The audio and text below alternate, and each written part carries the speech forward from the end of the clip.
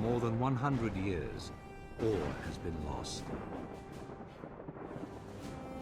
Despoiled, corrupted, ruined by the presence of a dragon, an infection withering the heart of Tyria.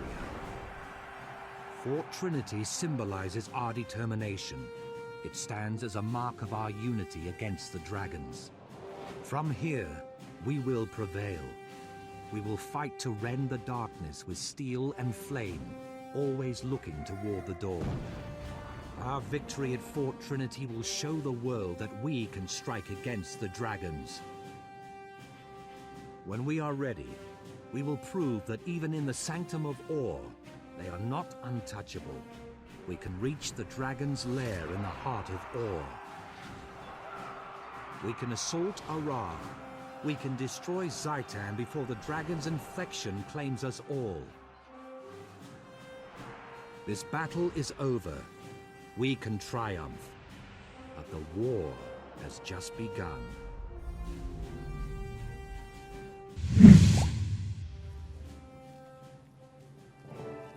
For too long, Tyria has suffered. We gather now with newfound purpose. Zaitan's servants storm our homelands. It is time to bring the battle back to Ore. This tide will wash over Arar and cleanse the dragon's corruption. Together, we will prevail. Let the ships sail. Let the troops march. And let us find victory! A stirring speech, Traherne. Absolutely. You've turned into a real war leader, Marshal. Now if we can just keep the impetus you started, then we'll have a chance. Thank you, friends. May fortune bless you. Good to see you. Let's get this briefing underway. May I have a word, Commander? I know you think you failed Apatia, but I've experienced that kind of failure, and this isn't it. Every decision I make as Marshal of the Pact means people die. That's the burden I've been called to carry. Apatia was a Norn, and we gave her a proper Norn send-off. She lived and died a hero, and now her legend goes on. So must we. Apatia gave her life to defeat Zaitan.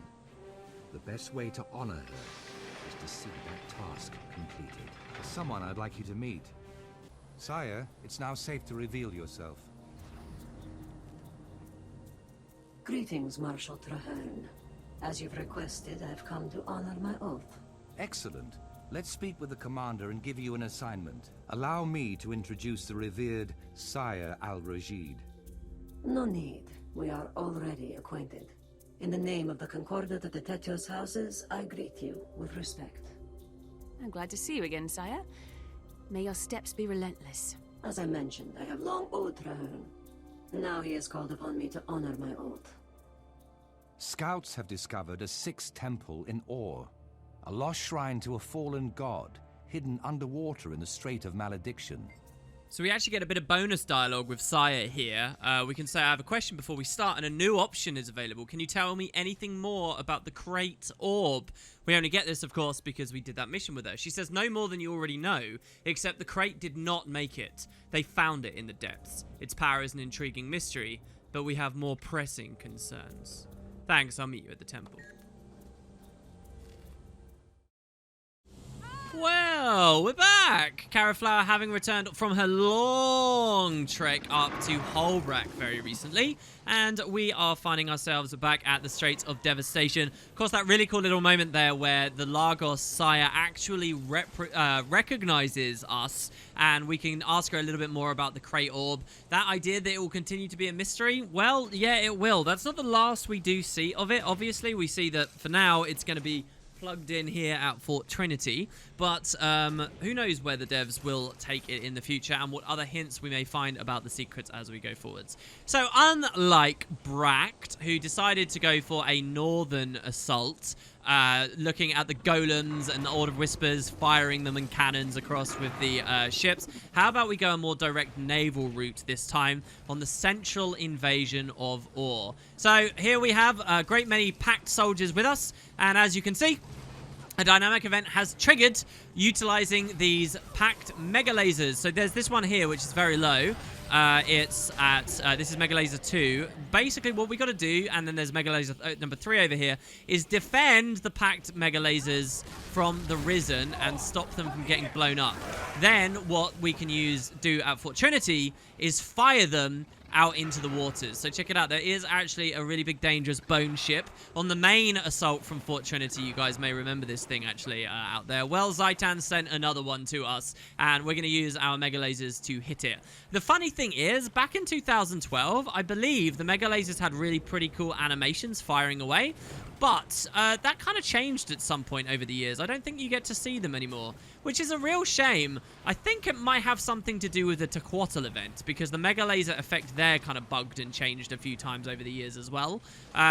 So yeah, this invasion starts right here at the fort where we are being pressured, and just hordes and hordes of Risen will actually, you know, swim out of the waters to attack us. You can see some down there. So we can choose to dip in, and we will. Thankfully, we're actually pretty good at the game when we're underwater on a Necromancer here with all of our minions, our new shark. We could even swim all the way over to damage it ourselves while defending the Mega Laser. I guess I'll just watch the pack do that from here, and we'll watch it sink. You guys ready? Fantastic. The ship won't bother us anymore. Get the invasion force prepped. We'll have to clear out more dangers along the way before we can finally land the team on Ore. All right, cool. So, Harbor Master Quickbite, a Char there, has been speaking. And so we are going to sort of move along. It says now the Mega Lasers destroyed the undead bone ship, and the Pact will soon assault the crate structures at the Stygian deeps. Look at the ship. Still thinking about that. I love these long, slow animations. It's so cool. You can see that there's some submarines docked also. You might wonder about the sub bay all the way over there under the fort. That's not actually utilized here in this dynamic event chain, but we will get back there later. It is kind of a big part of the story, and we'll continue zigzagging forwards and backwards from Fort Trinity as we go. A little bit more scary this time as well, because it's nighttime in Straits as we decide to go ahead with this. It's okay. Look, we've got air support from the airship still docked up there. That's kind of cool. So while we wait for that to trigger, we do have a mail, actually. While we were watching Traherne rally and talk to everyone, Keith has a message. So she says, Commander, catching up. What a shame about Crusader Apatia. Don't lose heart. Your wild hunt and mine still have a long way to go. And I hate the thought of going on without you. So hold on, what do we remember about Keith? She was at Sorrow's Embrace, and we kind of had a bit of a victory there, but not much of one. She is happy with Air, though. And look, she says, I'm about to meet up with Air, and possibly Zodja, in yet another attempt to bridge the gap that divides us. I don't see why others can't simply leave the past alone. Mistakes get made, people die. It's a lesson we all need to learn, and one I hope you've already accepted. May the Pale Tree bless and guide you. It's kind of amazing, actually, that Ritlock, who's so willing as a Char to accept casualties or a matter of war, to get so angry with Logan. But yeah, so I guess we'll see what they've got in store. Does she know that Ritlock and Logan, probably right around now in the timeline, are actually making up?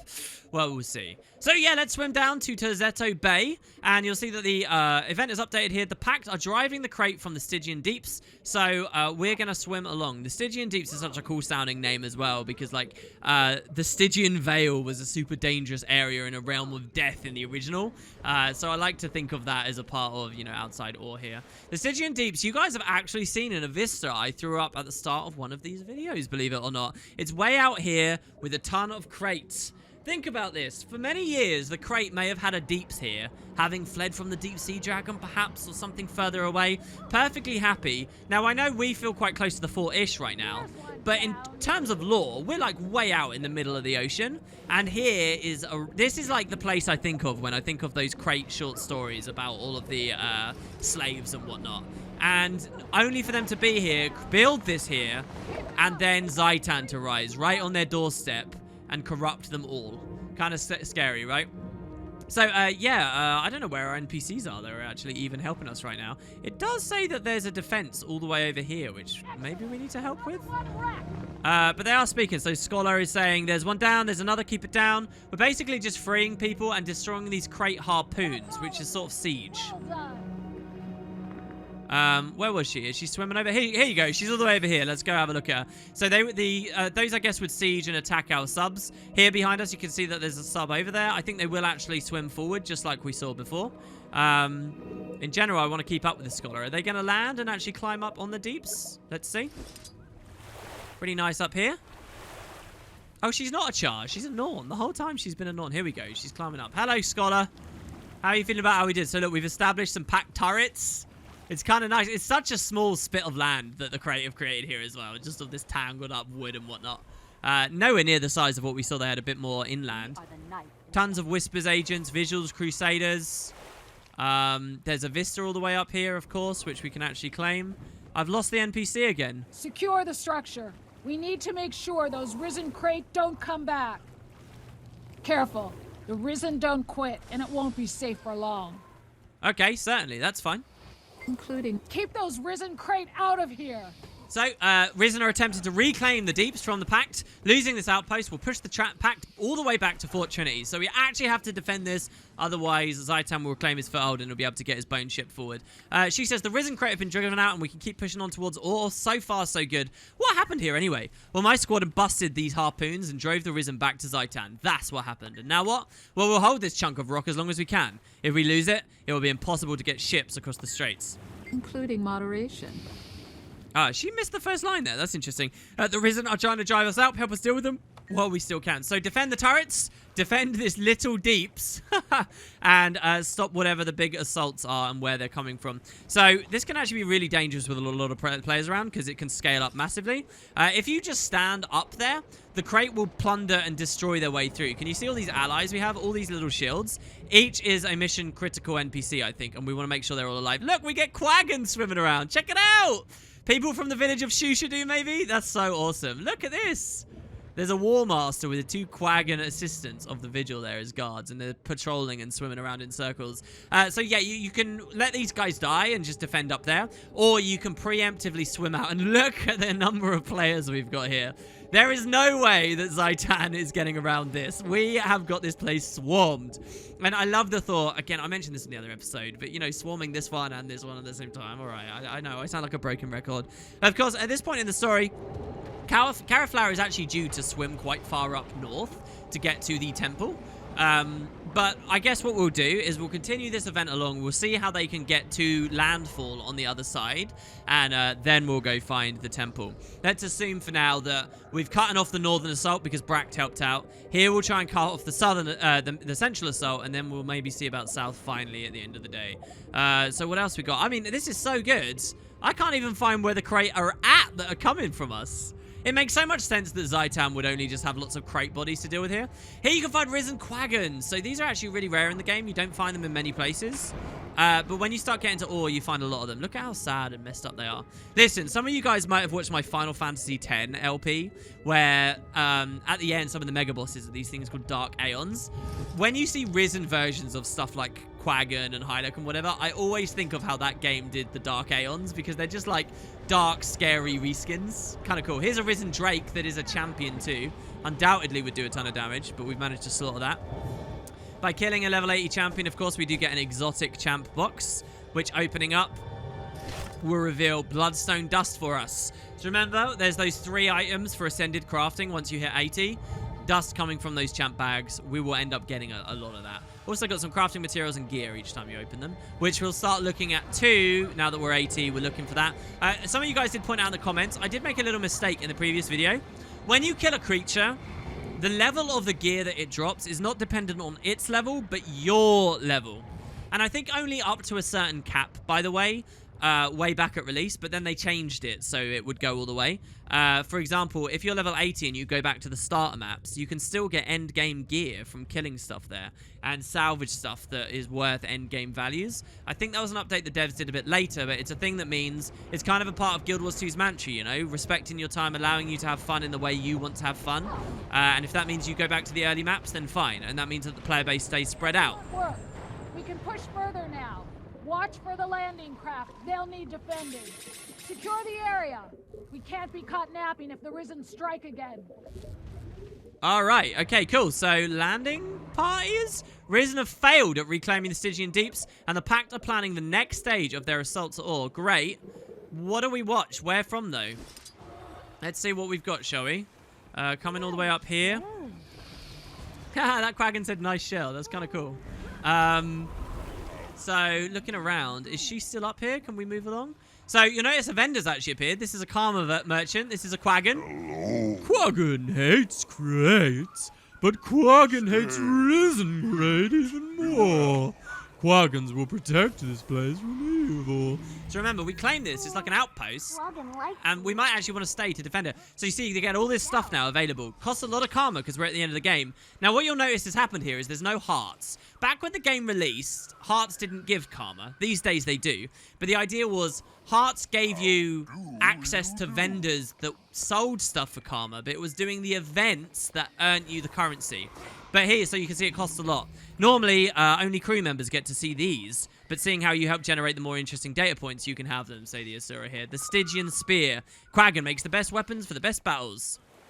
And a Stygian water breather. Quaggan wants you to stay protected in dark waters. Actually, this is pretty good. Let's equip this. This is good. Level 72. Beautiful.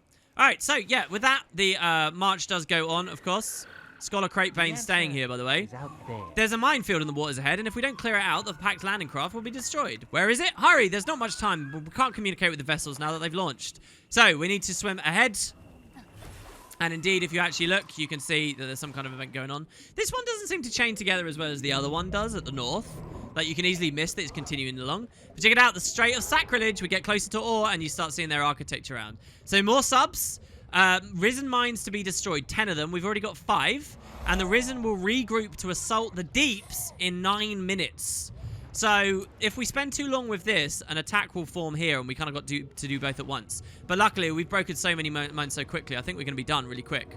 There's another Order of Whispers agent here, Agent Brett, maybe we can speak to, and might teach us a little bit more. Excellent work. It's clear sailing to the landing now. Once the troops arrive, we'll push the Risen back. Get to the landing now and send those Risen back to the deep. Man, I love how the subs actually swim. Like, they've got fins and they actually swim. How cool is that? So I'm going to give myself swiftness to try and catch up with this guy. Watch over. All right, he doesn't actually want to talk to us while we're swimming around here. Okay, cool. So the Pact is attacking Conquest Mariner. Pact landing vessels are under assault by the Pact defenders. So check it out.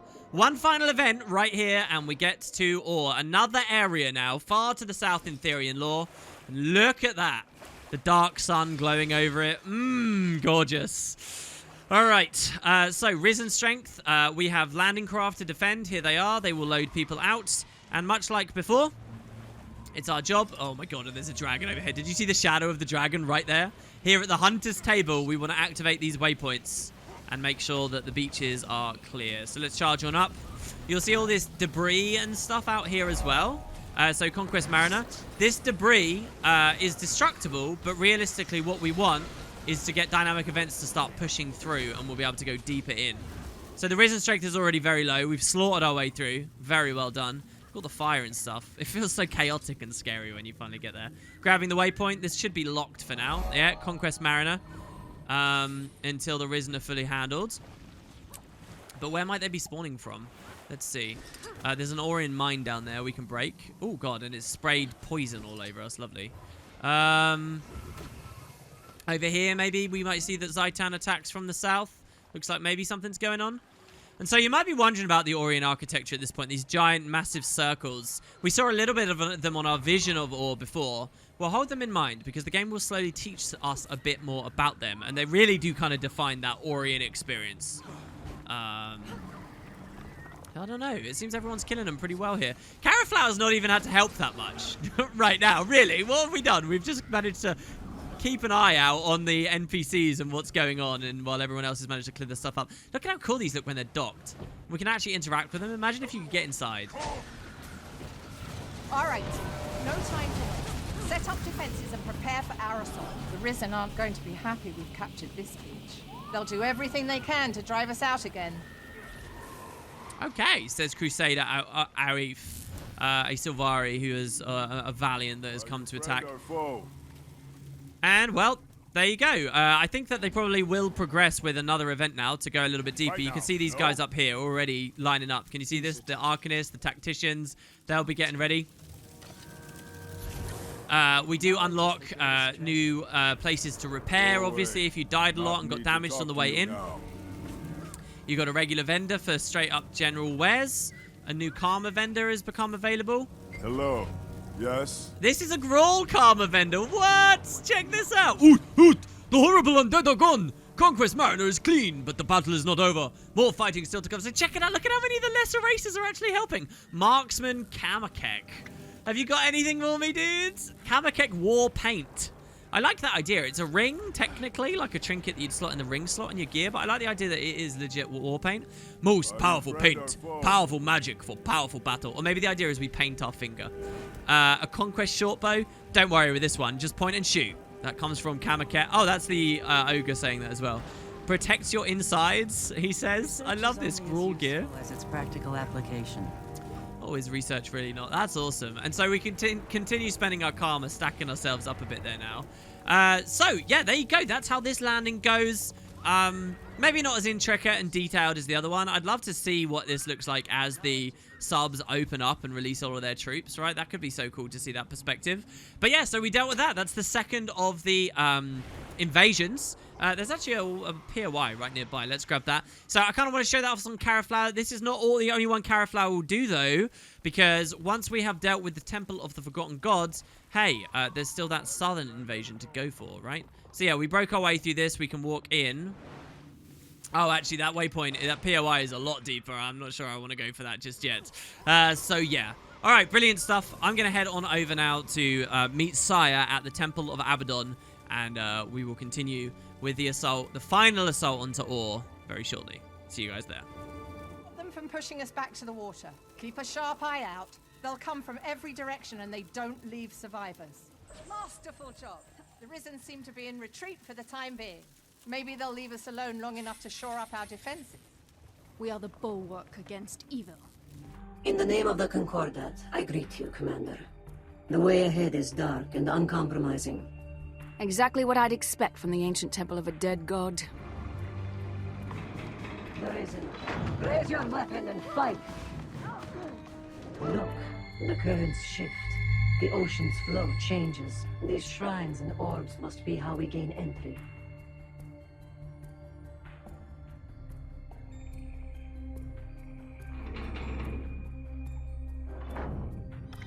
The altar should be in the next chamber.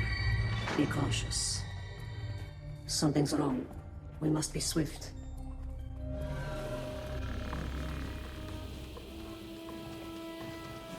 Intruders, you trespass on the dragon's lands. You too will serve Zaitan. No, slave creature. We serve our oaths, and those oaths demand your death. So be it. To death and beyond. Well fought and well won. Most impressive, my ally.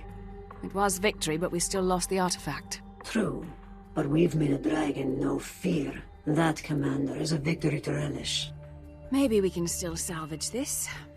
What do you know about that creature we faced? I do not know for certain. What is certain is that you've just encountered two of Zaitan's most powerful servants, and that they escaped your grasp. Not for long. I'm reporting to Traherne right away. We'll see if we can't organize a pursuit. I will also carry this news when I return to be freed from my oath. May your steps be relentless, Hunter. Oh boy, feels pretty good. We are out of the horrible depths again. Looks like the sun has come up. Back to Fort Trinity to report in to Traherne what exactly it is we found there, which is two creepy, weird creatures and the loss of an artifact. Well, maybe through this we will start at last learning a bit more about Zaitan's deeper motivations. And I tell you what, we're about to do a really cool part of the game here, because a very early story step that we encountered long ago may just resurface. Traherne having continued to learn and hoard things from the past. Maybe you guys can guess what that might be about to be. So another thing, by the way, as we load in here to Naval, you're going to notice on the loading screen a load of weird text. So you see this over here? This is kind of an interesting thing. I figured I'd show off at some point on the LP. Here, I'll pause and let you guys see. It's a ton of like dev information about the game that is mostly irrelevant to us as players, but you can use to kind of approximate a loading bar. There are command line arguments for Guild Wars 2, which the whole way through the LP so far I've had disabled. However, between the two episodes recently, I've been enabling some old stuff and turning it back on, and I figured I'd show it to you all. That's called map load info as a command line argument, and maybe some of you new players to the game have wondered what that is when you watch like one of my other videos or something. Well, there you go. There's your little explanation for it. As we go through this series, I do hope to explain all the little weird things about the game, and there you go. That's one. So anyway, we're back, and you'll notice it's looking pretty good here. There's all kinds of different stuff going on. Different characters standing around.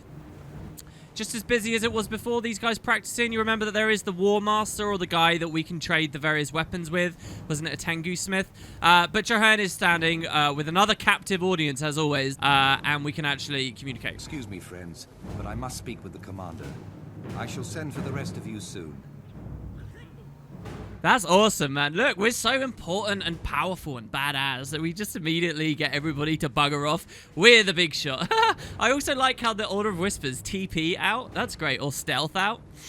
So what? They're looking at some kind of map here. This being a map of ore, actually. Kind of beautiful. Some of you noted this, funnily enough, ages ago, back at Fort Mariner, right? Back in Lion's Arch, where we met with the Vigil.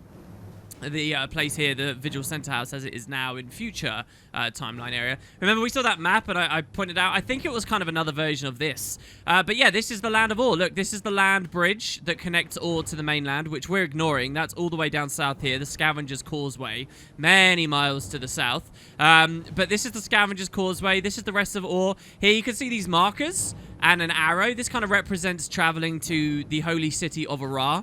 Here we see like an island off on the side. We see a hint of a naval route. You get these like token placements of things, and you see this airship all the way over here. This is Fort Trinity, guys. This is us right here, and our potential assaults. Look, there's the northern assault. Well, 3 arrows, maybe 1 for each assault, the northern, the central, and the southern. And then look, there's more assaults being hinted at later, a bit of a split in the road. I think it's really, really cool. Anyway, hello, Traherne. Oh, and there's cats here as well. Can we still come play with these? I think so. The dev cats. We can press F, but not quite play with them. Anyway, hey, Traherne, what's going on, man? We have news to report. Has Saya already reported in?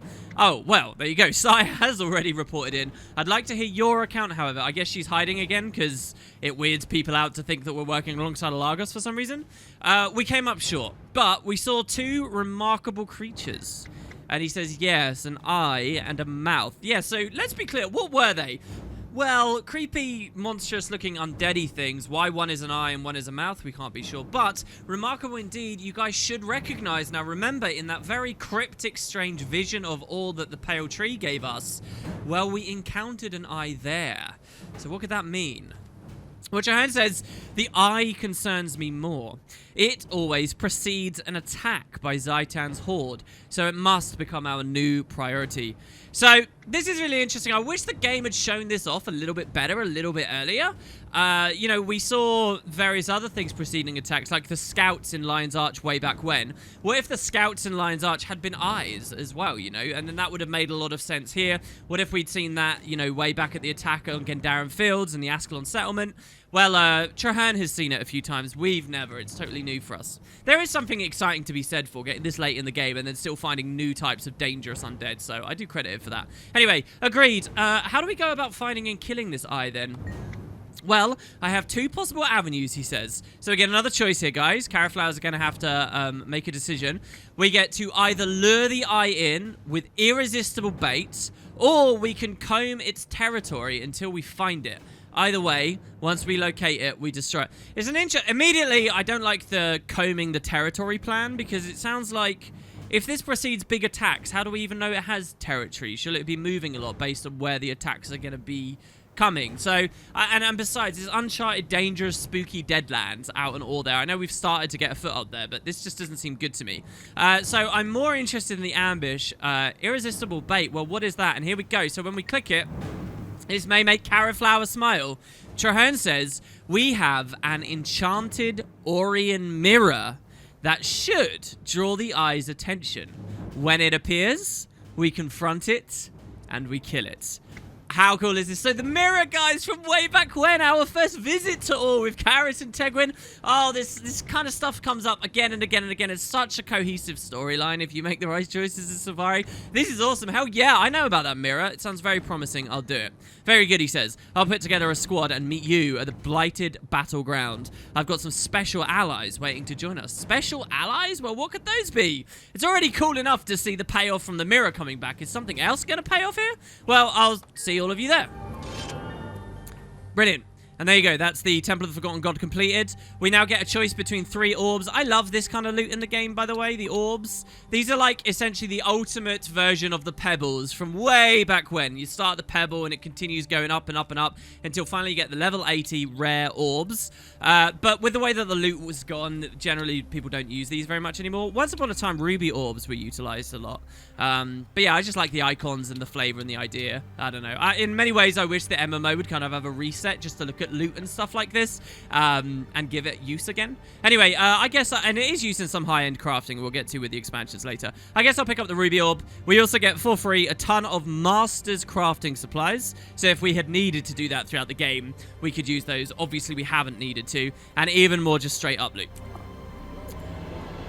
So brilliant. Trahan's got some closing thoughts for us as well. He says, I'll have the troops standing by at the Blighted Battleground, Commander. They'll help us prepare the trap for the Eye of Zaitan, and I'll meet you there. All right, until then, Marshal, we say. Okay, so we don't actually get to see Sire here, and she kind of slinks off into the shade. Is her oath finished? Like, the fact that that conversation happens off screen makes me so sad. I wish we could have recapped on the orb again as well at this point.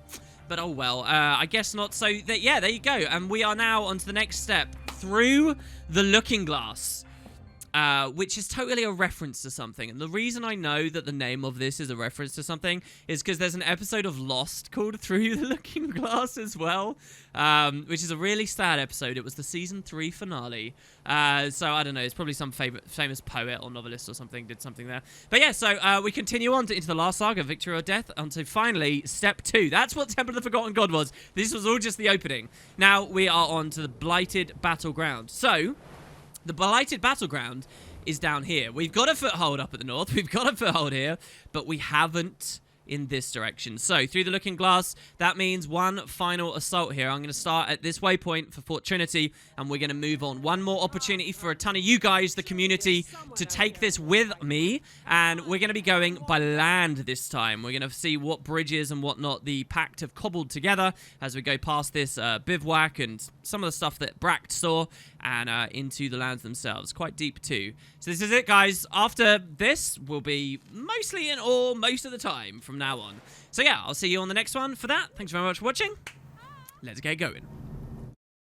Situated on a peninsula south of Ascalon and west of the Crystal Desert, Orr was a vibrant, proud and prosperous nation. Its citizens were the favoured of the gods, living in the shadows of Arra, the deserted city once inhabited by the likes of Melandru, Dwayna and Balthazar. Deeply spiritual, the Orians looked after the buildings and structures left behind when the gods left Tyria, caring for them in the hopes that one day the divine beings who created magic and bestowed it upon the world would return. The Orians were a peaceful people, hoping only to do their duty towards their gods and content to be rewarded in either this life or the next. When the guilds began feuding, Orr as a nation tried to stay out of the conflict. This was not the sort of struggle that entire kingdoms got involved in. But when the strife overflowed into armed conflict, and guilds from the other human nations began fighting in the streets of Arra, Orr rose to defend itself and the city of the gods.